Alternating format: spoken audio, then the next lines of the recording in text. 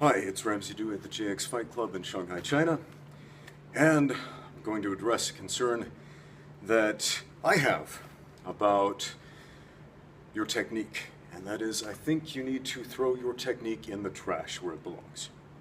Now, hear me out.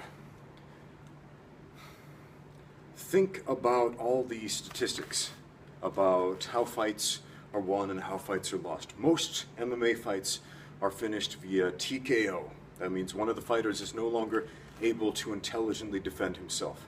Generally, that means ground and pound. One fighter is knocked on the ground, the other guy jumps on top of him, starts dropping some strikes, referee jumps in and saves him.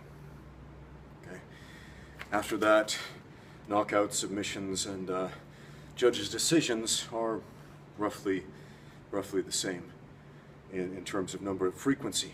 Now, let's look at submission fighting for a minute, because again, it's very popular. A lot of guys from jiu-jitsu backgrounds will want to fight for the submission and finish with a submission. All right, I'm going to tell you there are only a handful of submissions that work. Now, I know what you're thinking. You're thinking, well, hey, I use lots of different submissions. I know like 50,000 different submissions. I catch guys at the gym with the reverse upside down, flying loco plata all the time. Yeah, I know, me too. But, again, what works in the gym and what works in a fight, totally different things. Now, again, statistically, the most common submission in fighting is the rear naked choke. Okay? For a couple of reasons. One, it's easy to learn, simple to apply, and it's probably the only submission that gets easier once you get sweaty and you lose that friction because it slides right into place. Whereas with arm bars and triangles and shoulder locks and leg locks, when you get sweaty, it gets harder and you slip out. Okay? Now, if we statistically look at the most common finishes in mixed martial arts, we find that generally the fancier it gets, the harder it is to apply. Okay, so the rear naked choke, that's number one. After that, we've got shoulder locks and triangles and really basic things, arm bars, okay, that are the highest percentage ones. Now, I'm not saying don't learn your go-go platas and omoplatas and stuff like that. I mean, that's great stuff. I mean, it's not going to take a great deal of effort to make yourself consciously aware of what that stuff is, how it works, and hey, even use it in the gym every once in a while. But if your goal is win fights as a professional fighter, focus on the stuff that is the highest percentage, the lowest risk, and the highest reward. One of my favorite athletes that I watch is Marcelo Garcia, and one thing I love about him is how he streamlines his technique. Okay? In his book, Advanced Jiu-Jitsu, Marcelo Garcia says, I don't even use or teach the Kimura anymore because I think it uses too much strength.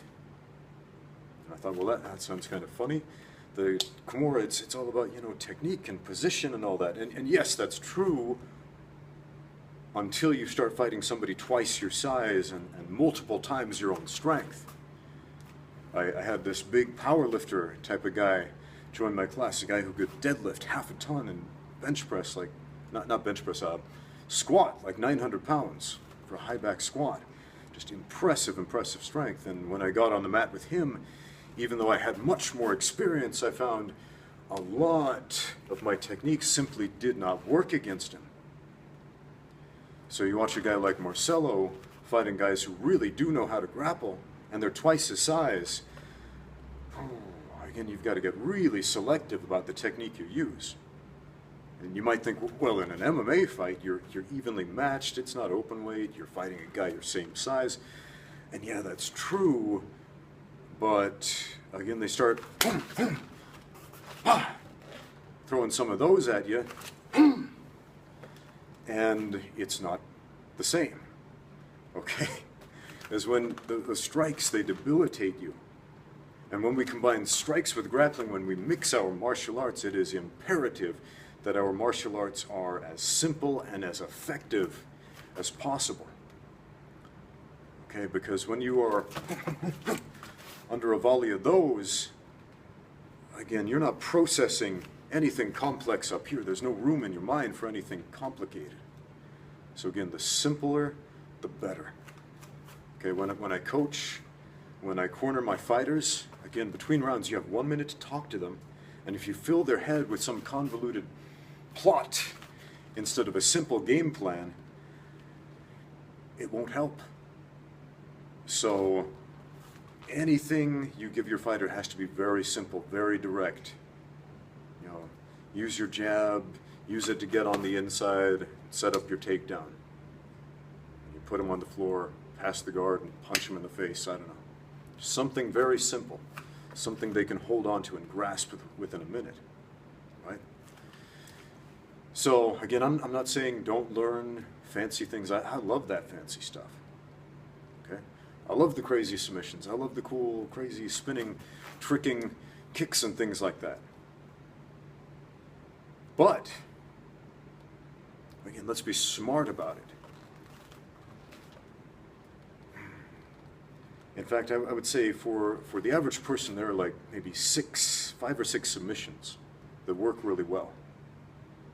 Okay, for me, I would say, you know, the rear naked choke, a couple of variations, one variation of the guillotine choke in particular. You know, the straight ankle lock works really well, heel hook when I can't get that, the arm bar, the triangle choke, and every once in a while a shoulder lock.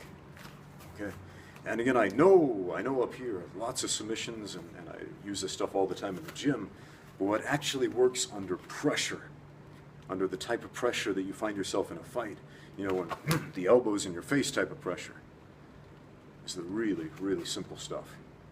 Okay, the basics, the fundamentals. All right, anyway, hope that helped. Thanks for watching. Now, get out there and train.